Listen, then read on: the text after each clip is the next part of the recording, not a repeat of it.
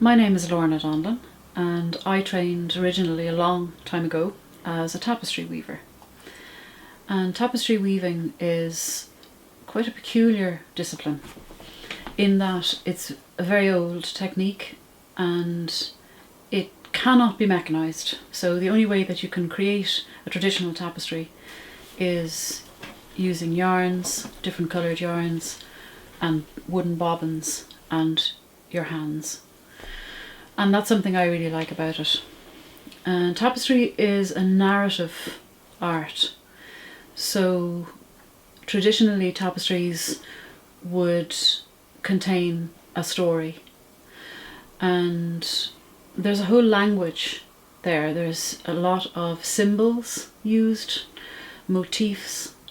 And whilst you can stand and look at a tapestry and it's a beautiful object, if you speak the language, you're going to get a lot more. You're going to be able to read a tapestry in a completely different way. So when you're setting out to create a design or an idea for a tapestry, I discovered along the way that using collage is a very good way of doing that, because you can take a piece of paper and it's already covered with a pattern, and you can block out different areas of a format with lots of different already patterned pieces of paper, and interesting things happen that you wouldn't have been able to make them happen without these different pieces of paper that you move around. So that's very much the way that I work when I'm designing a tapestry. It's also how I work when I'm creating ideas. I'm constantly collecting things. I'm a bit of a magpie. I could be walking around the campus in UCD and I'm picking things up off the ground and sticking them in my pocket and laying them out at home and putting things together. And for me that's a very interesting and inspiring way to work. So I'm sort of pulling in all kinds of things that I collect, and I don't know why I'm collecting them, but I have always been really interested in the way objects are displayed in museums. I love medical museums, and I love displays with things labelled, and that's one of the things I absolutely loved when I was doing my degree in UCD, was just being in the lab. You have to label things and you see how other people label things, and there's all these presses and they're full of containers which all are covered in labels, and it's an amazingly interesting environment visually. And then there's all the these tubes and laying things out and the order of things and the methodologies that are needed. And I find the idea of displaying things, these things that are everyday items, to scientists, that to a person who's not in that world would not be an everyday thing. I find that, and displaying different things together, I find that very interesting, and amazing stories can be told using that approach.